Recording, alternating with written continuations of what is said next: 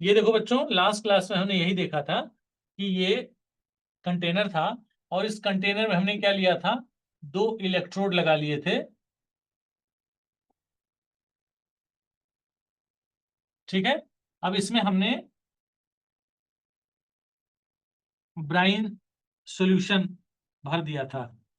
ये इसलिए भी इंपॉर्टेंट है बिकॉज ये छोटी छोटी बेसिक चीजें आसानी से नहीं मिलेंगी, what ever I am explaining. तो हियर वी कैन से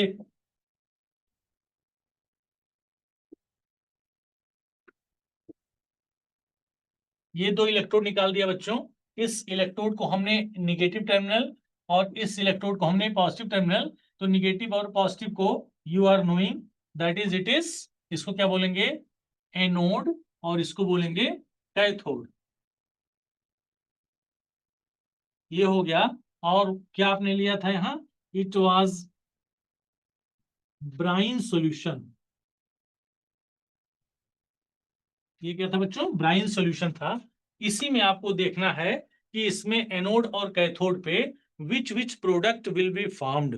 तो ये बताने के लिए क्या था, अब आइए देखते हैं। आपने ये देखा था बच्चों कि व्हेन, इधर देखो, sodium chloride will be ionize, तो ये सोडियम आयन देगा और क्लोराइड आयन देगा। Brine solution you are knowing that is the NaCl का concentrated solution is known as the brine solution. और दूसरा जो था ये H2O, ये NaCl आपने H2O में मिलाया तो ये वीक इलेक्ट्रोलाइट होता है, तो this will give the H ion, ion plus OH ion. इन्हीं दोनों में से यू हैव टू डिसाइड कि आपको कैसे पता चलेगा कि कैथोड पे और एनोड पे क्या क्या प्रोडक्ट मिलेंगे। तो here I am going to write at cathode, जो मैंने आपको बताया था वही मैं आपको रिपीट कर रहा हूं। एट कैथोड, कैथोड पे क्या मिलेगा बच्चों, कैथोड मींस निगेटिव टर्मिनल, और निगेटिव टर्मिनल पे देखो 2 तरह के पॉजिटिव चार्ज फॉर्म हो रहे हैं इस सॉल्यूशन में। तो out of these to which will go, which will be the preferential discharge of ions out of sodium ion and out of hydrogen ion। तो पहला पॉइंट मैंने बोला था कि इन इलेक्ट्रोकेमिकल सीरीज या in reactivity series the ions which are present at the bottom that will be the preferential discharge of ions. तो sodium ऊपर पाया जाता है और हाइड्रोजन नीचे। तो देयरफॉर वी कैन से कि एट कैथोड हम यहां लिखेंगे एक इलेक्ट्रॉन लेकर के क्या बनाया, hydrogen. Yes, any of you see something, कोई कुछ बोल रहा है। हाइड्रोजन गैस कैथोड पे इवॉल्व होगी। और अगर हम बच्चों एट एनोड की बात करें, एट एनोड की अगर हम बात करते हैं तो एनोड पे क्या होगा, देखो एनोड पे हमने देखा कि Cl और OH आयन है। ट्राई टू अंडरस्टैंड, मैंने आपको बोला था कि जो इनकी रिएक्टिविटी होती है, if you want to know once again, तो सबसे ऊपर होता है बच्चों फ्लोराइड आयन, फिर होता है सल्फेट आयन, फिर होता है नाइट्रेट आयन, फिर होता है क्लोराइड, फिर होता है ब्रोमाइड, फिर होता है आयोडाइड, और फिर होता है OH आयन। ये निगेटिवली चार्ज आयन के रिएक्टिविटी सीक्वेंस है, ये ध्यान देना। तो सबसे ऊपर फ्लोराइड, फिर सल्फेट, फिर नाइट्रेट, फिर क्लोराइड, ब्रोमाइड और आयोडाइड, देन OH। तो इसमें देखो बच्चों तुम्हारे पास Cl और OH है। Try to understand, out of Cl and OH which is found at the bottom, इन दोनों में नीचे कौन सा है, OH होगा। तो OH will be the preferential discharge of ions, but ध्यान सुनना, but OH will B not the preferential discharge of ions, because हमने आपको 3 पॉइंट बताया था। पहला पॉइंट बोला था कि इलेक्ट्रोकेमिकल सीरीज, और दूसरा बोला था कंसंट्रेशन। इन दोनों में अगर कंसंट्रेशन का कोई रोल नहीं होता तो then we can say OH will be the preferential discharge of ions, but concentration will take place, यानी concentrated solution is there, तो therefore out of these two किसका कंसंट्रेशन ज्यादा होगा? कंसंट्रेटेड सॉल्यूशन है ब्राइन सॉल्यूशन। इसका मतलब जब ये ज्यादा अमाउंट में होगा तो Na आयन ज्यादा देगा और Cl आयन ज्यादा देगा, तो इसलिए बच्चों ये क्या होगा? Cl chloride ion electron lose करके Cl बनाएगा, and you people are knowing that is Cl का कोई एग्जिस्टेंस नहीं होता है। यहाँ आपने 2Cl किया, 2 इलेक्ट्रॉन किया और इसको Cl2 बना दिया। तो अगर आपसे कुछ पूछे कोई कि इस इलेक्ट्रोलिसिस प्रोसेस में what will be the product at cathode and anode, तो you can say that is at cathode hydrogen gas will be evolved, at anode chlorine gas will be evolved, and you are knowing in solution, and यहां लिखेंगे फिर and in solution. Solution में क्या बचेगा बेटा? आपने देखा सोडियम आयन यहां बच गया और OH आयन यहां बच गया, तो इन दोनों को क्या करेंगे? Sodium ion, this you have written already in the previous class, no need to write. अब मैं जो आपको बताऊंगा वो क्या होगा ये आपको ध्यान देना होगा। Therefore we got NaOH solution, in the solution we got the NaOH, cathode पे हाइड्रोजन इवॉल्व हो गया और एनोड पे क्लोरीन इवॉल्व हो गया। तो इस तरह से हम ये कह सकते हैं कि NaOH क्या हो गया? हमको प्राप्त हो गया। लेकिन बच्चों अगर हम, इफ यू आर लिसनिंग, अगर हम कोई दूसरा, इधर देखें, मैं यहां बना रहा हूं एक दूसरा इलेक्ट्रोलिटिक सेल।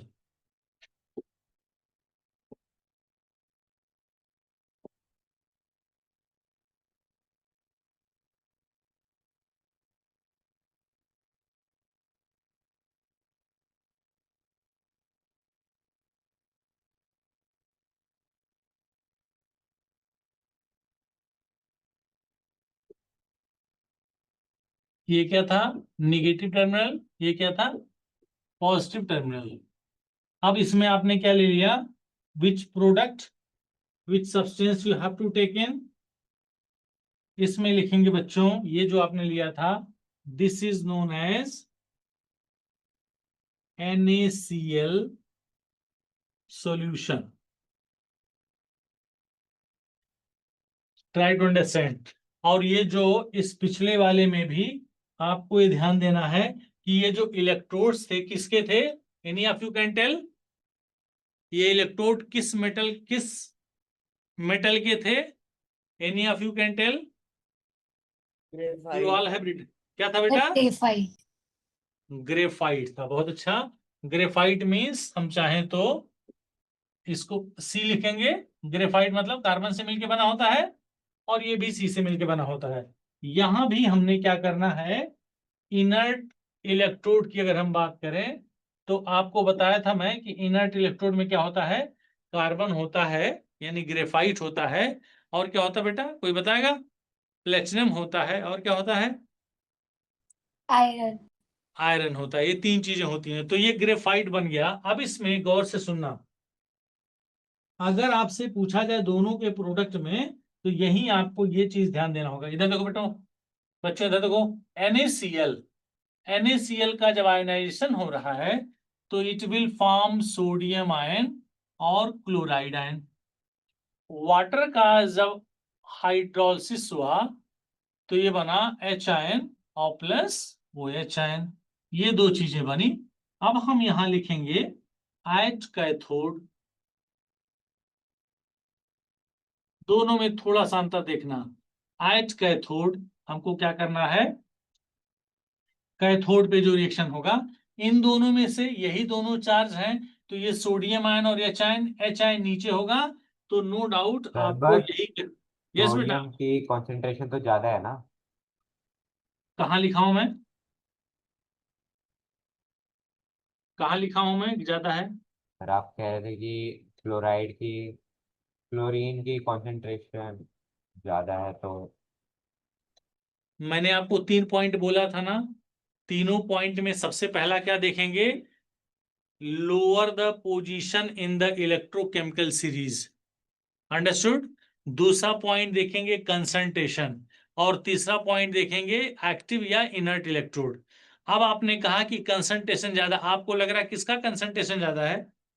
तो मैं बताऊं, सर NaCl का। है बेटा? सर NaCl का। नो, अगर वो कंसंट्रेटेड होता तो उसको हम ब्राइन सॉल्यूशन बोलते। इसमें क्या है, since water is non conductor, तो that's why for conducting the solution, for conducting we have to add a little amount of that NaCl, little amount, जिससे वो पानी कंडक्टिविटी शो करने लगे। Try to understand.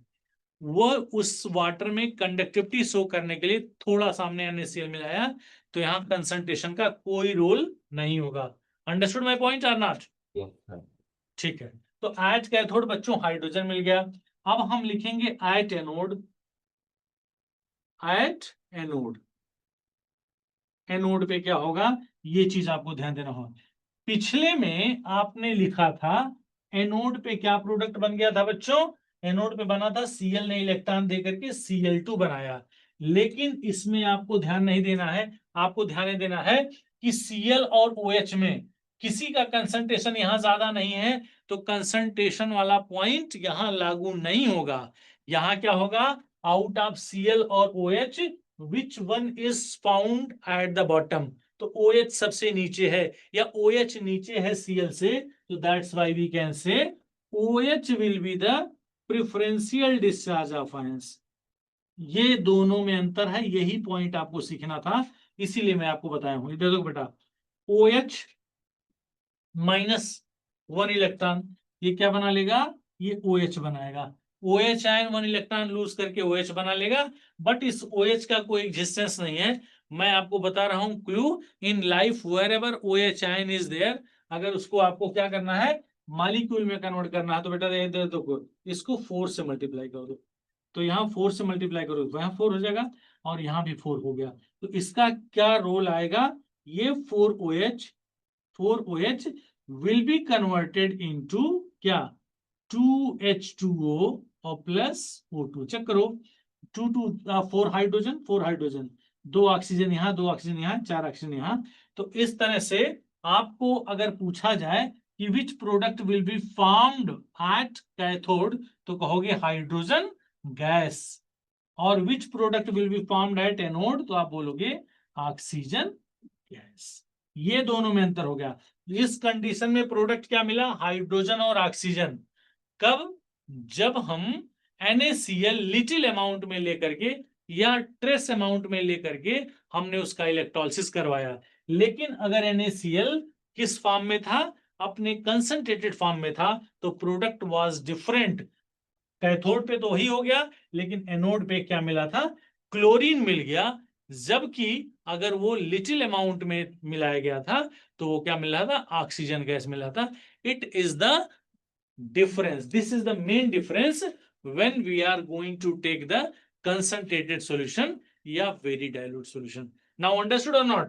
अभी खत्म नहीं हुआ, अभी एक एग्जांपल और आपको बताऊंगा जिसमें हम एक्टिव इलेक्ट्रोड और इनर्ट इलेक्ट्रोड का यूज करके बताएंगे आपको। ये पॉइंट समझ में आ गया? Yes sir. ठीक है। मैंने आपको अभी सब आप नोट करना जो आपको बताया है, क्या था, preferential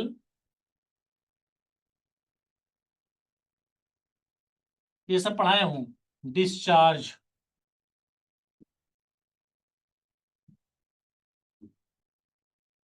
preferential discharge of ions. इसमें इस पॉइंट में यू हैव रिटन 3 पॉइंट। पहला क्या था बेटा, पोजीशन ऑफ आयन इन, किसमें, रिएक्टिविटी सीरीज। यस बेटा, इलेक्ट्रोकेमिकल सीरीज। बहुत अच्छा, इन इलेक्ट्रोकेमिकल सीरीज।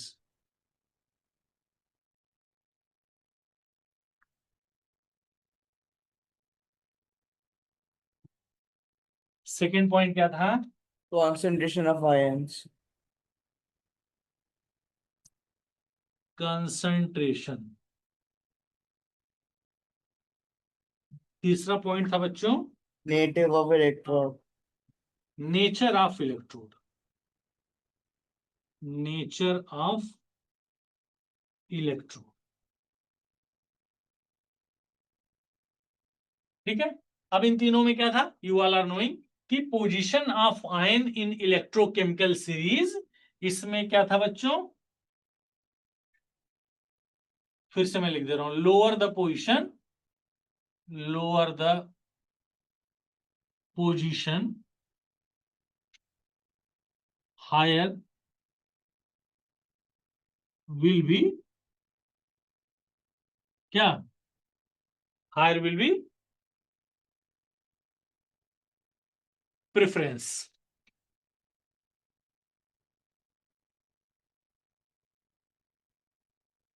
ठीक है।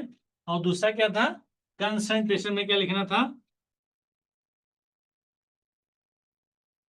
हायर द कंसंट्रेशन,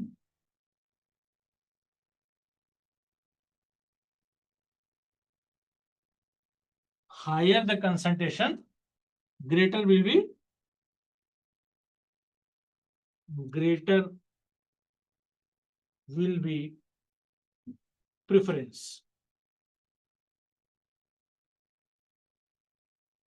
ठीक है। Number third, nature of the electrode. Nature of the electrode में आप लिख लेंगे क्या था, एक्टिव और इनर्ट, ये दो तरह के होंगे, एक्टिव और इनर्ट। तो अगर आप एक्टिव की बात करेंगे, एक्टिव इलेक्ट्रोड्स और इनर्ट इलेक्ट्रोड्स,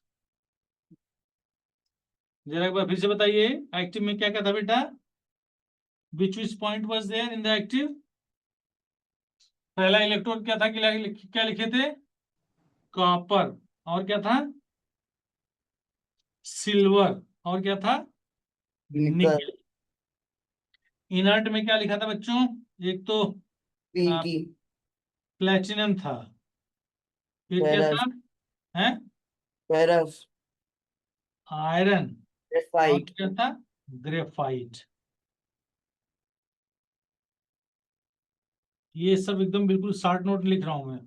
तो एक्टिव में कॉपर, सिल्वर और निकिल, और पीटीएफई और ग्रेफाइट, यहां आप इसको लिख लें बेटा, क्या होगा, जो इनर्ट होते हैं, डू नॉट पार्टिसिपेट, नीचे वाला लाइन दिख रहा है कि नहीं, हाँ, डू नॉट पार्टिसिपेट। और ये क्या होते हैं, पार्टिसिपेट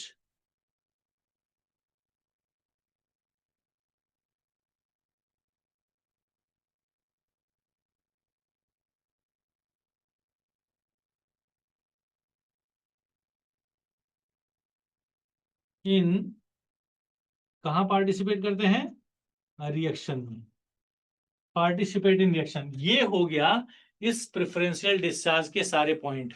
अगर किसी ने छोड़ रखा है, नहीं लिखा है, तो इसको लिखो, और अगले स्लाइड में मैं आपको बताऊंगा कि हाउ टू डिफरेंशिएट, कि इन तीनों को हम कैसे, आपने इसका देख लिया, आपने इसका देख लिया, अब इसका एग्जांपल मैं आपको बताऊंगा कि इनर्ट और एक्टिव इलेक्ट्रोड में क्या डिफरेंस दिखाई देता है। If you want to write then please write it, otherwise we can proceed। चलो, अब थर्ड पॉइंट में हम क्या करेंगे, एक डिफरेंशिएशन मैं कोशिश करूंगा। देखो,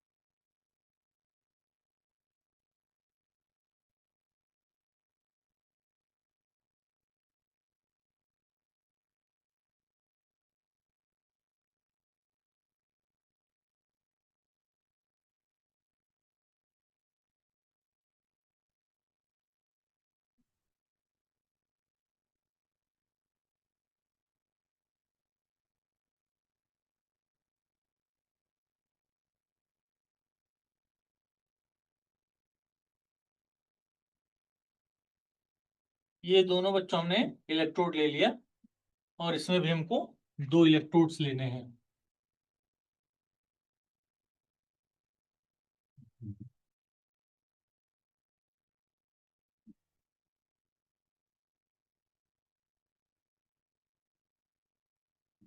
ठीक, अब इन दोनों इलेक्ट्रोड्स को हमको 2 टर्मिनल से जोड़ने हैं।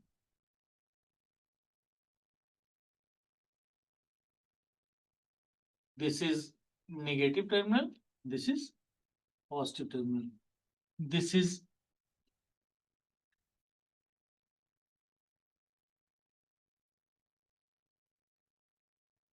ये भी नेगेटिव हो गया और ये पॉजिटिव हो गया। ठीक है, अब आपको देखना है कि इन दोनों में आपने क्या क्या लिया था और कौन सा इलेक्ट्रोड लिया था। तो इसमें बच्चों हमने जो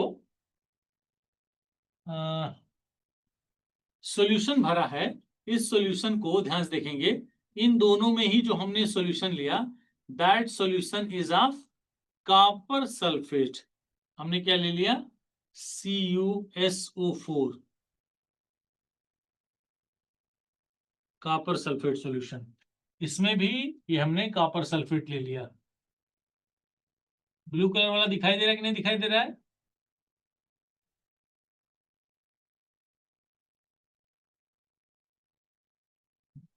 कॉपर सल्फेट सॉल्यूशन ले लिया।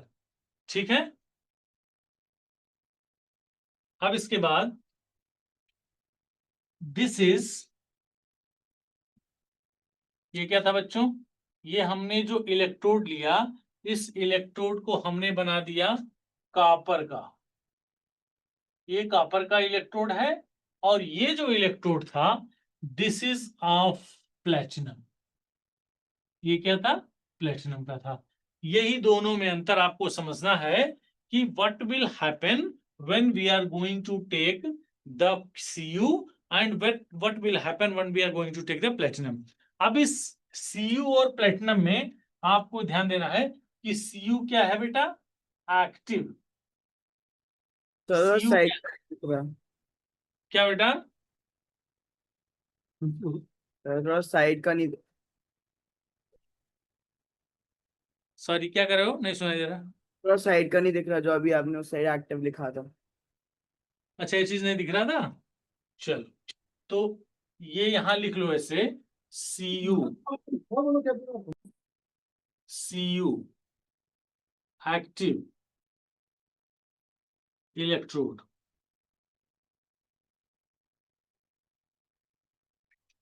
ठीक है, और यहां आपने लिया Pt।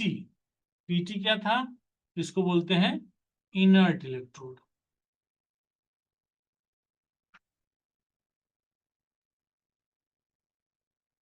दोनों में हमने सॉल्यूशन वही लिया, दोनों का कंसंट्रेशन सेम था, सब्सटेंस दोनों में सेम था। One contains the copper as a electrode which is active in the nature and one is inert in the nature. अब इन दोनों को देखें बच्चों, क्या करना है, सबसे पहले था देखिए CuSO4 जो सॉल्यूशन में था वो कन्वर्ट होगा कॉपर आयन में और सल्फेट आयन में।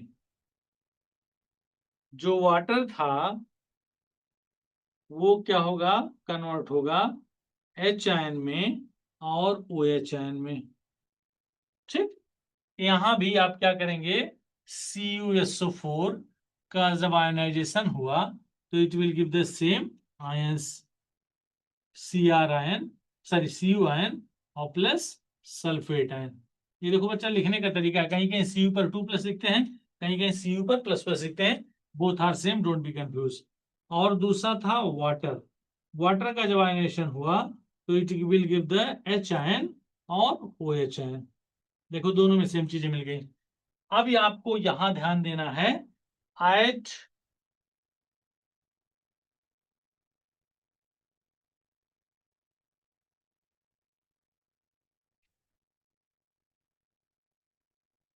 दिखाई दे रहा है, हाँ दिखाई दे रहा है, एट कैथोड।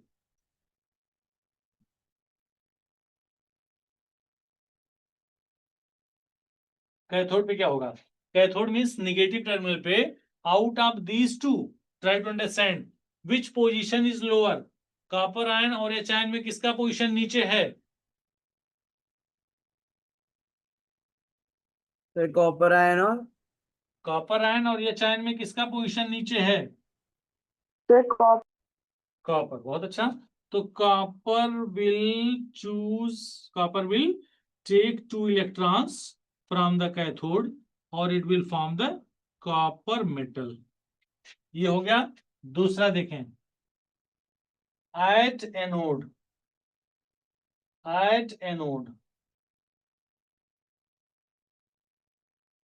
यही ध्यान देना है। एनोड पे आउट ऑफ सल्फेट और आउट ऑफ OH दोनों में किसका पोजीशन नीचे होता है? आउट ऑफ सल्फेट और out of OH, which position is lower? OH minus. OH minus. But यहां यही मैं आपको समझाने की कोशिश कर रहा हूं बेटा कि यहां सिंस आपने, अगर मैं वो रिएक्शन लिख देता जो वहां दिखाई दे रहा था, तो व्हाट इज द यूज या what is the role of this active electrode, इसमें आपको यही ध्यान देना है कि जो आपने इलेक्ट्रोड लगाया है, एक्टिव इलेक्ट्रोड, वह इस रिएक्शन में पार्टिसिपेट करता। कैसे करेगा? Cu, यस या नो? Cu ये इलेक्ट्रोड था, वो अपना एक इलेक्ट्रॉन क्या करेगा? लूज करके Cu आयन बनाएगा, यानी ये 2 इलेक्ट्रॉन लूज करके Cu प्लस प्लस बनाएगा। तो यही आपको ध्यान देना है कि अगर आपसे पूछा जाए कि कैथोड पे कौन सा प्रोडक्ट बनेगा, तो you can say that is copper metal बनेगा। और अगर आपसे पूछा जाए कि एनोड पे कौन सा प्रोडक्ट बनेगा बेटा, एनोड पे प्रोडक्ट, ध्यान देना, कैथोड पे कौन सा प्रोडक्ट बना था? कॉपर। कैथोड पे कौन सा प्रोडक्ट बना था? कॉपर। और एनोड पे कौन सा प्रोडक्ट बनेगा? राइट समवेयर एल्स, NiL, नील, क्योंकि ये आयन है और आयन बन करके फिर इसी सॉल्यूशन में घुल जाता है, तो no product will be there at anode. और कैथोड पे क्या मिलेगा बच्चा? कॉपर मेटल मिलेगा। लेकिन अगर आपने यही ये किया होता तो क्या होगा? एट कैथोड, ये छोटे छोटे सारे पॉइंट एक जगह समराइज करके, बहुत कम जगह आपको मिलेंगे या बहुत खोजते रहोगे अलग अलग बुक्स में तब मिलेगा। एट कैथोड हमारे पास यही है। इन दोनों में से किसका पोजीशन है? Cu का। तो Cu अंकल क्या करेंगे? 2 electrons will take from the cathode and it will form the Cu metal. तो ये क्या बन गया? Cu मेटल बन जाएगा कैथोड पे। और अगर हम एनोड की बात करें बच्चों, एट एनोड, एनोड पे क्या होगा? देखो, इसमें जो प्लेटिनम आपने इलेक्ट्रोड लगाया हुआ है, प्लेटिनम का नेचर क्या है? इनर्ट नेचर का है। तो that's why it will not participate into the chemical reaction. तो जब ये पार्टिसिपेट नहीं करेगा तो आपको इन्हीं दोनों पे क्या होगा? डिपेंडेंट होना पड़ेगा। तो आउट ऑफ SO4 और OH क्या करेगा? OH will be the preferential discharge of ions. अभी बताया हूं क्या करेगा? 4OH, 4 इलेक्ट्रॉन लूज करके क्या बनाएगा? 4OH बना लेगा। और ये जो 4OH कन्वर्ट होगा किसमें? थोड़ी देर पहले बताया हूं, 2H2O और प्लस O2। तो यू विल से कि हमारे पास अलग अलग प्रोडक्ट मिल गए। मैं रेड लेट में लिख दिया हूं कि अगर आपने एक्टिव इलेक्ट्रोड लगाया तो copper will be the product at cathode and no product will be seen at the anode, while in the case of the inert electrode that means PT या ग्रेफाइट whatever, ये क्या मिलेगा? Cathode पे आपको copper product मिलेगा और anode पे आपको oxygen gas will be evolved. That is the comparison between active electrode and inert electrode. We have not differentiate any solution, any substances. We have differentiated with only nature of the electrode. Once we have taken the active electrode and once we have taken the inert electrode, और उसी के कारण इनके product बदल गए। Now you can see and you can write it बेटा। अब हम बात करेंगे बच्चों, ये जो NaOH पढ़ रहे थे, द NaOH की मैंने बोला था आपको क्या क्या पढ़ना है किसी कंपाउंड के बारे में, प्रिपरेशन, प्रॉपर्टीज एंड यूजेस। तो अगर हम बात करें प्रॉपर्टीज की, तो प्रॉपर्टीज में there are two types of the properties, one is physical property, one is chemical property.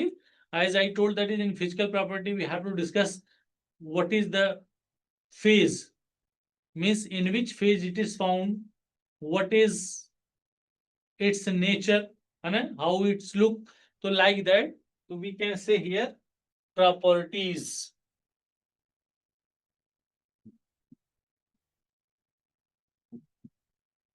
यहां लिख लेंगे फिजिकल ऑफ NaOH।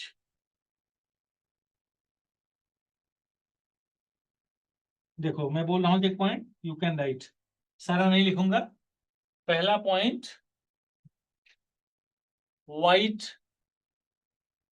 क्रिस्टलाइन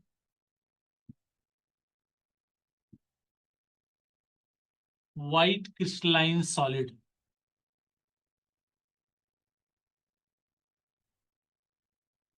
हो सकता है ये सोपी टच होता है इसका,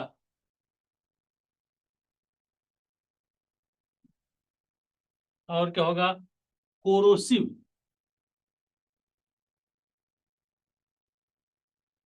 इन नेचर होता है।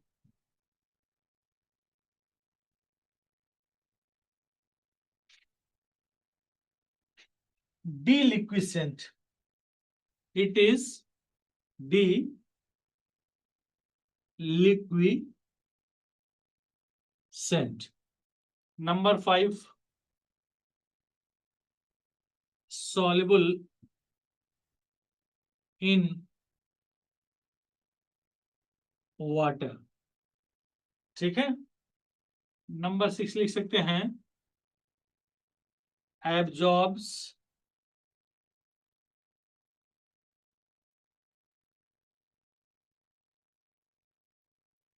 H2O and CO2 from atmosphere। देखो बेटा ये सारे पॉइंट्स देखो, सबसे पहले ये व्हाइट क्रिस्टलाइन सॉलिड होता है, क्रिस्टल के फॉर्म में होते हैं और व्हाइट कलर का होता है, सोपी टच होता है, जब आप उसको टच करोगे तो सोप की तरह दिखेगा। कोरोसिव इन द नेचर, अगर हाथ पे गिर जाए तो जलन महसूस करोगे आप। डीलिक्विसेंट बता रहा हूं क्या होता है, सॉल्युबल इन वाटर बिल्कुल दिखाई दे रहा है, और एब्जॉर्ब्स वाटर और CO2। वाटर मींस मॉइस्चर, इसकी जगह पे टर्म आप लिख लो, इसको मॉइस्चर लिख लो, एब्जॉर्ब मॉइस्चर, ये ज्यादा सही रहेगा। Absorbs moisture and CO2 from atmosphere. अब इसमें देखो बच्चों, ये आपको जानना है कि डीलिक्विसेंट क्या होते हैं।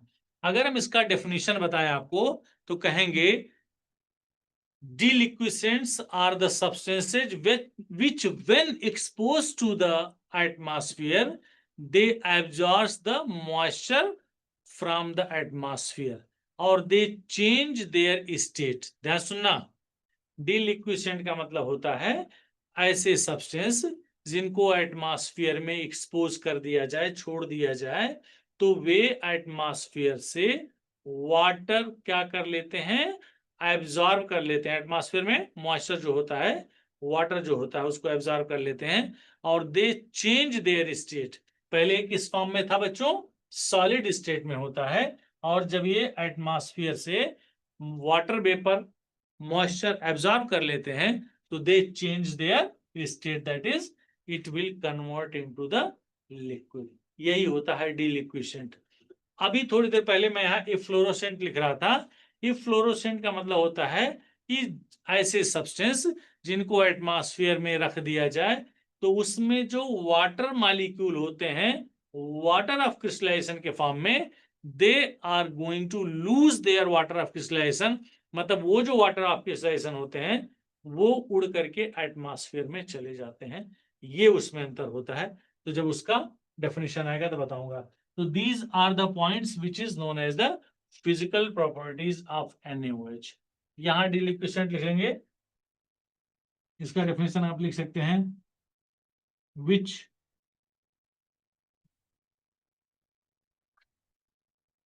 absorbs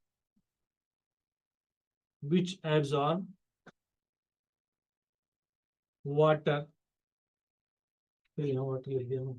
which absorb moisture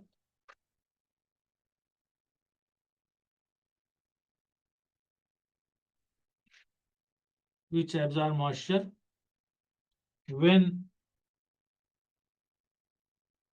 exposed to atmosphere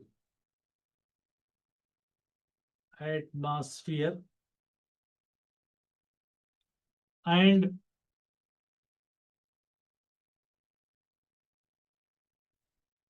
change its state।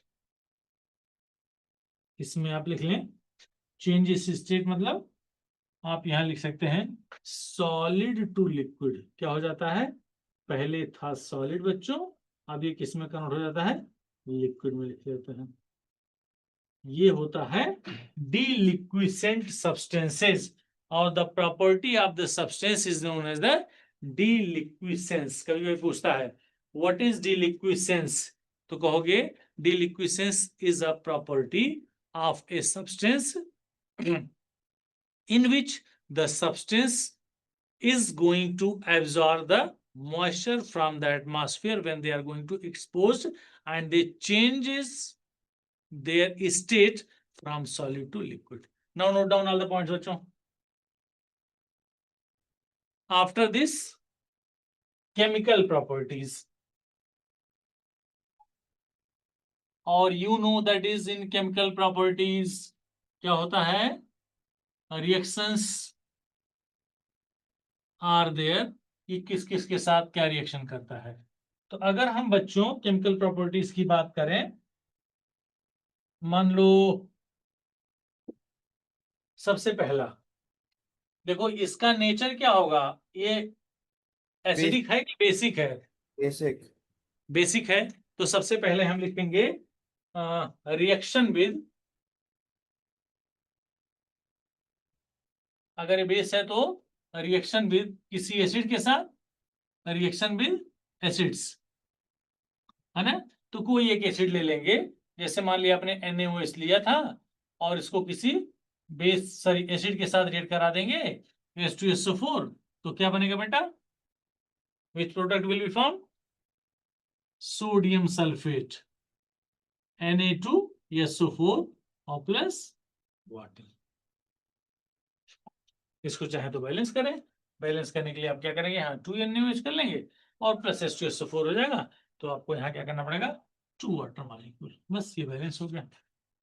Number दूसरा क्या लिखेंगे बेटा, दूसरा point, second point,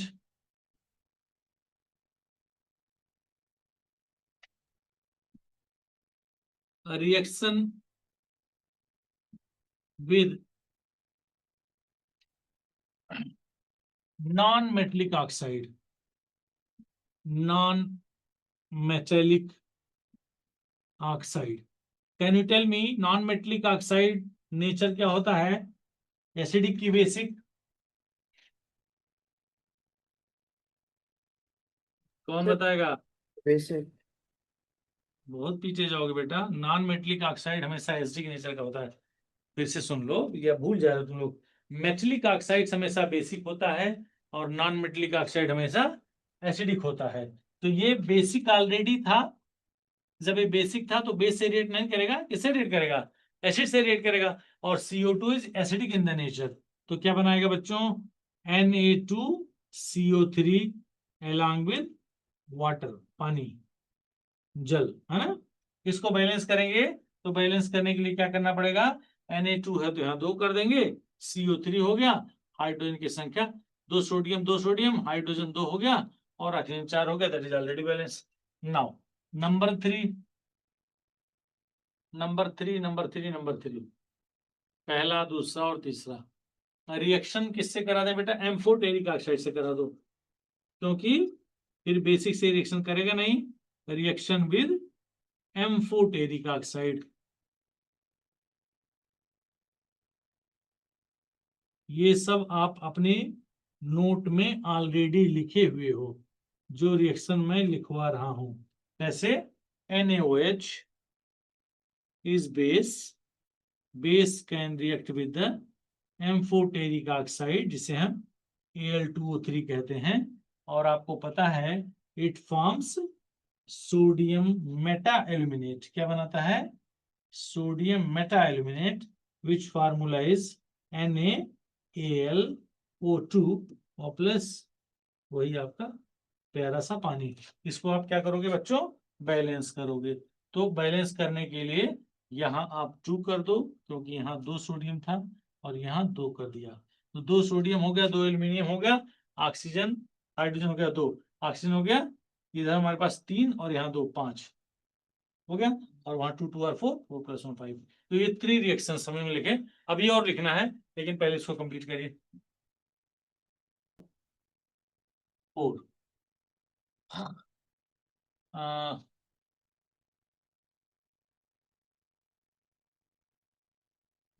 reaction with zinc से करा दो। ये जिंक क्या है? मेटल है। NaOH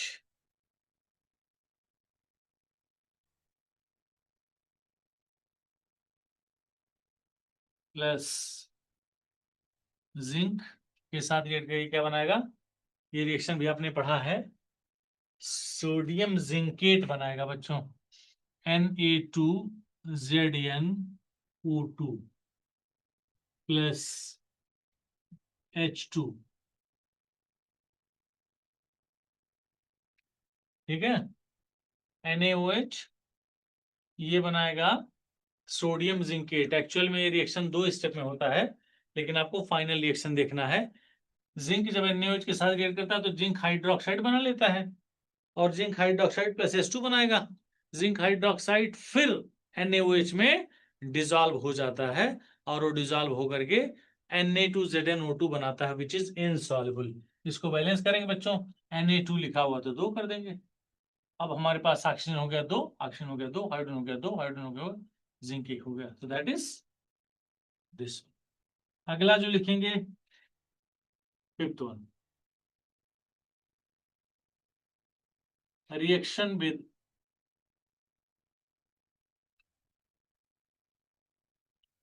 Cl2। और Cl2 क्या है? नॉन मेटल है। इसमें दो, ये जो रिएक्शन लिखने जा रहा हूं, इट इज महा इंपॉर्टेंट बेटा, बहुत इंपॉर्टेंट है। इसलिए जरा इसको देखो। इस रिएक्शन में एक्चुअल में 2 रिएक्शन होता है। इसको कहीं नोट कर लो, कभी कभी पूछता है तो डोंट फॉरगेट। और specially you are genius one, आपको क्या करना है? कॉम्पिटिटिव एग्जाम के लिए प्रिपरेशन करना। तो ऐसी चीजें मैं आपको बताता रहूंगा। ये क्या हो गया बेटा? ये हो गया Cl2 और प्लस NaOH। ठीक है? फिर मैं लिख रहा हूं Cl2 प्लस NaOH। ये जो NaOH है, ये क्या है? यहां लिख लेंगे हॉट एंड कंसंट्रेटेड। और ये क्या होगा बेटा? कोल्ड एंड दिल, मतलब डाइल्यूट। तो इन दोनों में प्रोडक्ट क्या बनेगा? अगर वो हॉट एंड कंसंट्रेटेड है तो NaCl प्लस सोडियम क्लोरेट बनता है, NaClO3 और प्लस H2O बनेगा ना बेटा। और अगर ये डाइल्यूट है तो ये प्रोडक्ट तो सेम ही रहता है। यहां बनता है बच्चों NaOCl और प्लस पानी। इन दोनों इक्वेशन को हम क्या करेंगे?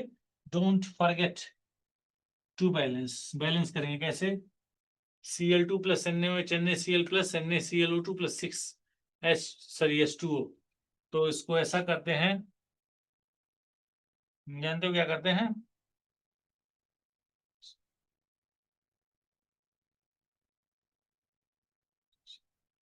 इसको यहाँ 6 लिखो, 6 लिखो, 6 लिखो, 6 लिखो, तो हो गया 6 ऑक्सीजन। और 6 ऑक्सीजन के लिए हम क्या करेंगे बच्चों? इसको लिख दें 5, इसको लिख दें 5। हमारे पास Cl हो गया 5 और एक 6, Cl हो गया 6, तो 3Cl2 कर देंगे। ऑक्सीजन हो गया 6, ऑक्सीजन हो गया 3, और हाइड्रोजन हो गया 6। हाइड्रोजन को 6 बनाने के लिए 3 से मल्टीप्लाई कर देंगे।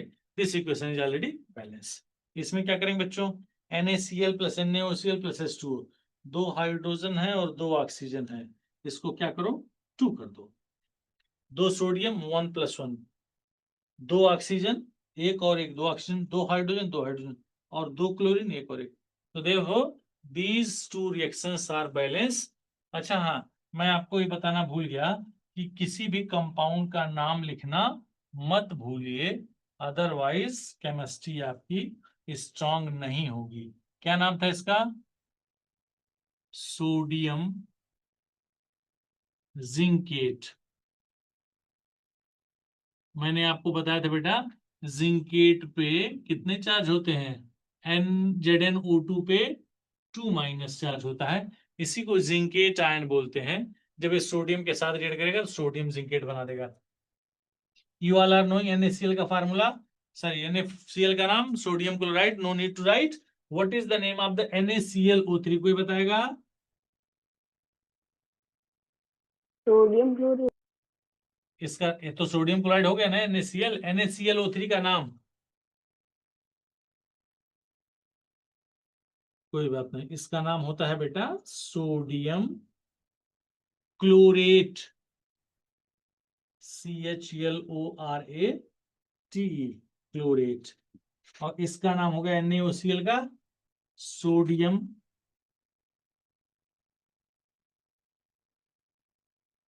Hypo, HYPO chloride. क्लोराइड नहीं होगा, ध्यान देना, सोडियम हाइपोक्लोराइट NaOCl, है ना? तो these are the names and these are some properties, some मतलब जो भी इसके अंदर आ गया, they are the properties of the sodium hydroxide. तो that's why we can say this is chemical properties. Note करिए फटाफट। Used as reagent, used as a reagent in lab।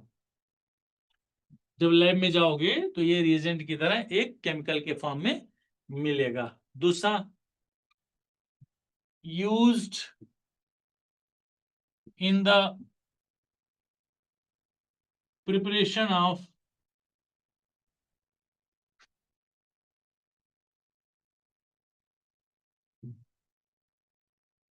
Of देखो, इसको पेपर बनाने में भी यूज होता है, ड्रग्स बनाने में यूज होता है, डाइज बनाने में यूज होता है, एक्सेट्रा।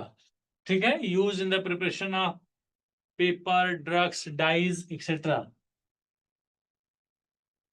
ठीक है, इसका जो सबसे ज्यादा इंपॉर्टेंट यूज है वो लिखना भूल गया, यूज्ड इन द प्रिपरेशन नहीं, manufacturing,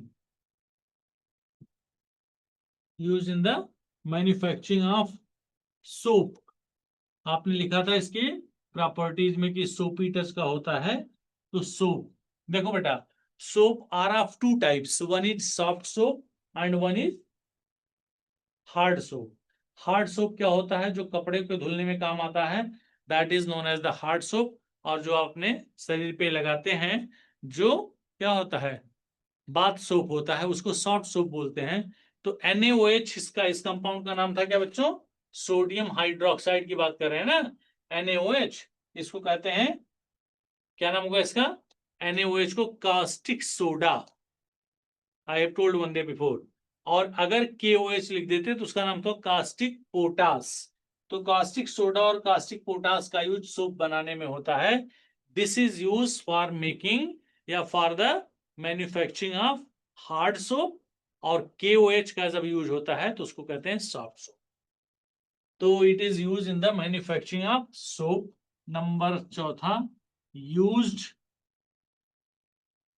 in the preparation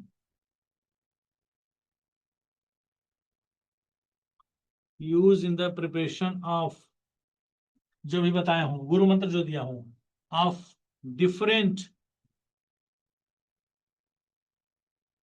organic, sorry, different compounds, different compounds like, क्या लिखेंगे बेटा, वही जो आपको बताया हो, क्या, NaCl, सॉरी, लाइक क्या होगा, NaClO3, और क्या था, NaOCl, एक्सेट्रा। ठीक है, तो these are the uses of the sodium hydroxide. लिख लो बेटा।